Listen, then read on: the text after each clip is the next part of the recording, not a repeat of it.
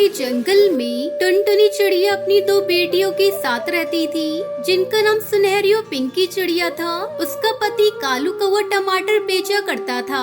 एक दिन जब वो टमाटर बेच रहा था, तभी उसका दोस्त बंटी कबूतर उसके पास आता है। अरे ओ कालू भाई, क्या हाल चाल है? कई महीनों के बाद शहर के जंगल से आज अपने घर आया हूँ, सोचा तुमसे मिलता चलूं। भैया, महंगाई इतनी बढ़ गई है कि कोई टमाटर खरीदता ही नहीं। जिसे देखो सबको सस्ते टमाटर ही चाहिए। तब तक आप लोग हमारे इस वीडियो को लाइक और अगर आपने हमारे चैनल को सब्सक्राइब नहीं किया है तो जल्दी से सब्सक्राइब कर लें और कमेंट सेक्शन में जरूर बताएं कि आपको हमारी ये कहानी कैसी लगी। मेरी मानो कालू भैया, तो ये टमाटर बेचना छोड़ो और मेरे साथ शहर के जंगल चलो। अच्छी नौकरी दिलवा दूंगा, फिर भाभी और बच्चों को भी शहर बुला लेना। कालू कौवा घर जाकर ये बात अपनी पत्नी टुनटुनी को बताता है। उसकी बातें सुनकर टुनटुनी परेशान हो जाती है। सुनिए जी, आप हम लोगों को यहाँ अकेला छोड़कर शहर के जंगल क्यों जा रहे हो? हम दोनों कोई दूसरा काम करेंगे, सब ठीक हो जाएगा। मुझे मत रोको टुनटुनी, शहर के जंगल जाकर शायद मैं अच्छी कमाई कर सकूं। फिर मैं तुम सबको वहाँ बुला लूंगा। कालू कौवा शहर के जंगल चला जाता है। इधर टुनटुनी चिड़िया अकेली ही अपने बच्चों को संभाल रही थी। तभी एक दिन कालू कौवे के दोस्त का फोन टुनटुनी चिड़िया के पास आता है। टुनटुनी बहन, अब तुम्हारे पति इस दुनिया में नहीं रहे। वो काम की तलाश में नदी पास जंगल जा रहे थे, तभी तेज तूफान आया और वो नदी में बह गया, जिसकी वजह से उसकी मौत हो गई। इतना सुनकर टुनटुनी चिड़िया जोर जोर से रोने लगती है।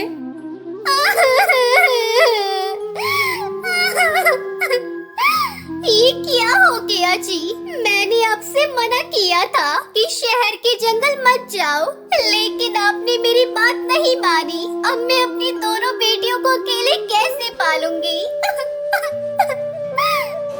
तभी थोड़ी देर बाद तेज बारिश होने लगती है। हे भगवान, ये तो मुझे कैसी सजा दे रहा है।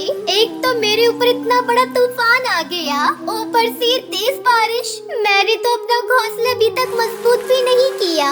सुनहरी के बापू हमारे साथ होते तो मुझे इतनी चिंता नहीं करनी पड़ती। 2 दिनों तक लगातार बारिश होती रही। जिस बात का टुनटुनी चिड़िया को डर था, आखिर वही हुआ। उसका घर टूटकर पानी में बहने लगा। अब मैं क्या करूं? कहाँ जाऊं अपनी बच्चियों को लेकर? अरे क्या सोच रही है टुनटुनी?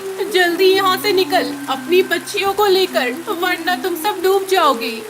चलो बच्चों, यहाँ से हमें जाना होगा, नहीं तो हम भी इस बारिश के पानी में डूब जाएंगे। थोड़ी दूर जाने पर सुनहरी अपनी माँ से कहती है, माँ, बारिश के पानी में बहुत ठंड लग रही है। सुनहरी बिटिया, तू मेरे पास आ जा। टुनटुनी चिड़िया सुनहरी को अपनी गोद में बिठा लेती है और अपने बच्चों के साथ छिपने की नई जगह तलाश करने लगती है। हम कहाँ जा रहे हैं मम्मी? यहाँ तो कोई भी घर नहीं है। बारिश बहुत तेज है मम्मी, मेरे पंख गीले हो गए हैं, मुझसे तो उड़ा भी नहीं जा रहा है। थोड़ी हिम्मत और कर ले बिटिया, वो देख, वहाँ एक घर दिखाई दे रहा है। शायद वो जादूगर का गुलाब घर है। चलो चलकर वही देखते हैं। फिर टुनटुनी अपने बच्चों के साथ उस जादुई गुलाब घर के पास जाती है। जादूगर भैया, ओ जादूगर भैया, दरवाजा खोलो, मैं बहुत मुसीबत में हूँ। मेरा घर बारिश में टूट गया है, जल्दी दरवाजा खोलो भैया। अरे बहन, तुम कौन हो? जल्दी से घर के अंदर आ जाओ और अपने पंख सुखा लो, भीगने से तबीयत खराब हो जाएगी। तभी जादूगर की पत्नी सुंदरी कौवी उससे कहती है, तुम ये क्या कह रहे हो? बिना जान पहचान किसे घर में रख रहे हो? ये घर है, धर्मशाला नहीं। खबरदार, जो ये चिड़िया हमारे घर के अंदर आई तो मैं चोंच मार मार कर इन तीनों को मार डालूंगी। सुंदरी, मुसीबत में दूसरों की हम मदद नहीं करेंगे तो कौन करेगा? इस घर पर जितना तुम्हारा हक है उतना मेरा भी है, ये मत भूलो। ये घर मैंने अपने जादू से तैयार किया है। अगर टुनटुनी बहन के यहाँ रहने से तुम्हें परेशानी है तो तुम घर से बाहर चली जाओ, फिर तुम्हें पता चलेगा कि बारिश में भीगने से कैसा लगता है। जादूगर टुनटुनी चिड़िया उसके बच्चों को अपने घर में रख लेता है। कई दिनों बाद बारिश रुक जाती है। भैया, आपका बहुत बहुत धन्यवाद। आपने मुझे और मेरे बच्चों को आसरा दिया। मुझे भी अपनी बच्चियों के लिए नया घोंसला बनाना होगा। बहन, तुमने मुझे भैया कहा है और मैं अपनी बहन को खाली हाथ कैसे विदा कर सकता हूँ। ये लो जादुई गुलाब का बीज, इसे ले जाकर गीली मिट्टी में दबा देना। थोड़ी ही देर में ये गुलाब घर में बदल जाएगा। आपका बहुत बहुत धन्यवाद। मैं आपका यह एहसान कभी नहीं भूलूंगी। आप नहीं जानते आपने मेरी कितनी बड़ी समस्या दूर कर दी। उसके बाद टुनटुनी चिड़िया अपनी बेटियों के साथ घर लौटती है और गीली मिट्टी में वो जादुई गुलाब का बीज दबा देती है। थोड़ी ही देर बाद वहाँ एक बड़ा सा जादुई गुलाब का घर प्रकट हो जाता है। अरे माँ, वो देखो कितना अच्छा गुलाब घर बन गया। जादूगर अंकल ने तो हमें बहुत अच्छा घर बनाकर दे दिया। माँ, अब हमें तेज बारिश से डरना नहीं पड़ेगा। फिर सभी उस गुलाब घर में खुशी खुशी रहने लगते हैं।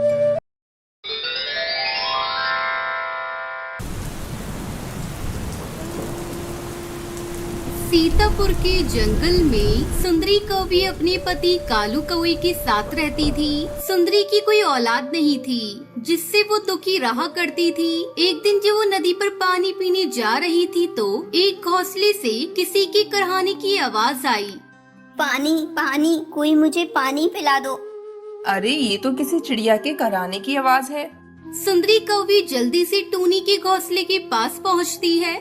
तब तक आप लोग कमेंट में बताएं 57 - 50 कितने होते हैं। अरे किसने तुम्हें घायल कर दिया? तुम्हारे बदन से तो खून बह रहा है। बहन, मुझे पानी पिला दो, मेरा गला सूख रहा है। सुंदरी कौवी ने टूनी चिड़ियों को पानी पिलाया। बहन, मुझ पर एक एहसान और कर दो। ये मेरा अंडा है। तुम मुझे एक नेक पक्षी लग रही हो। मेरे मरने के बाद मेरे अंडे को तुम अपने साथ ले जाना और इससे आने वाले बच्चे की देखभाल एक माँ की तरह करना। और मुझे वचन दो, मेरे बारे में मेरे बच्चे को कुछ मत बताना। तुम मेरे बच्चे को एक माँ की तरह प्यार दोगी ना? माँ का नाम सुनते ही सुंदरी कौवी की आंखों में आंसू आ जाते हैं। हाँ टूनी बहन, मैं तुम्हें वचन देती हूँ, मैं तुम्हारे बच्चे को अपने बच्चे की तरह पालूंगी। अब टूनी के मरने के बाद सुंदरी उसके अंडे को लेकर अपने घर आती है। अंडे को देखकर कालू कौवा उससे कहता है, अरे सुंदरी, ये तुम किसका अंडा लेकर आई हो? लाओ इसे मुझे दे दो, मुझे बहुत जोरों से भूख लगी है। जाओ मेरे लिए खाना लेकर आओ। कैसे बाप हो तुम? इतने सालों बाद मैंने अंडा दिया है, तुम अपने ही बच्चे की हत्या करना चाहते हो? क्या तुम सच कह रही हो सुंदरी? ये तुम्हारा अंडा है? कालू कौवा बहुत खुश होता है। समय बीतने पर उस अंडे से एक चिड़िया बाहर आती है। सुंदरी उसका नाम टुनटुनी रखती है, लेकिन टुनटुनी को देखकर कालू कौवा गुस्से से आग बबूला हो जाता है। सच सच बताओ सुंदरी, ये किसका बच्चा है? ये तो किसी चिड़िया का बच्चा है। तुमने मुझसे झूठ बोला। मैं तुम्हें कभी माफ नहीं करूंगा। मैं तुम्हें अभी छोड़कर जा रहा हूँ और फिर कभी वापस नहीं आऊंगा। मत जाओ मुझे छोड़कर जी, ये मेरी ही बच्ची है। लेकिन कालू उसकी एक नहीं सुनता और उसे छोड़कर हमेशा के लिए वहाँ से चला जाता है। सुंदरी अकेले ही टुनटुनी को पालने लगी। जब टुनटुनी थोड़ी बड़ी हुई तो सुंदरी कौवी से एक दिन पूछती है, मम्मा, एक बात मुझे सच सच बताना, क्या मैं आपकी बेटी हूँ? आप तो एक कौवी हैं और मैं एक चिड़िया हूँ। मेरी माँ आप नहीं हो सकती। मुझे सच बताओ माँ, मेरी माँ कौन है? टुनटुनी बेटी, ये तू आज कैसी बातें कर रही है? तू मेरी बेटी है। किसने तुझसे कहा कि तू मेरी बेटी नहीं है? मम्मा, आप एक शिकारी पक्षी हो और मैं एक चिड़िया। आप तो मेरी माँ को भी मारकर खा गई होंगी। अब जब मैं बड़ी होंगी तो आप मुझे भी खा जाओगी। मुझे आपसे डर लग रहा है मम्मा। मैं आपके साथ नहीं रह सकती। मैं जा रही हूँ।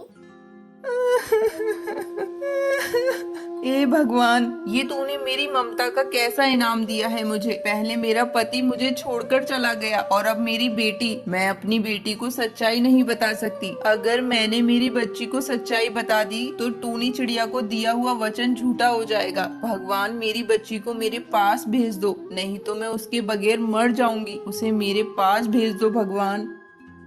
उसी के पास रह रही पड़ोसन लूसी कबूतरी सुंदरी की बातों को सुन लेती है और टुनटुनी चिड़िया के पास जाती है और उससे कहती है, तुम जैसी स्वार्थी को मैंने आज तक नहीं देखा। जिस माँ ने तुम्हें अपने सीने से लगाकर इतना बड़ा किया और अपने पति को छोड़कर तुम्हें नाजों से पाला, आज तुम उसी माँ को छोड़कर चली आई। तुम्हारी मरती हुई माँ ने सुंदरी से वचन लिया था कुछ भी ना बताने को। सुंदरी ने तो अपने वचन का पालन किया है। तुम्हारी माँ को एक बिल्ली ने घायल किया था। मरते समय उन्होंने तुम्हें सुंदरी को सौंप दिया। अभी भी समय है टुनटुनी, जाओ और जाकर अपनी माँ से माफी मांगो। टुनटुनी चिड़िया लूसी कबूतरी की बातें सुनकर रोने लगती है और तुरंत अपनी माँ के पास आती है। मम्मा मुझे माफ कर दो, सच्चाई मुझे पता नहीं थी। माँ मैं तुम्हें छोड़कर कहीं नहीं जाऊंगी। आपने मुझे पालने के लिए कितना कुछ किया, मेरी वजह से अपने पति से दूर हो गई। मुझे माफ कर दो माँ। सुंदरी को भी टुनटुनी चिड़िया को गले से लगा लेती है और फिर दोनों माँ बेटी खुशी खुशी रहने लगती है।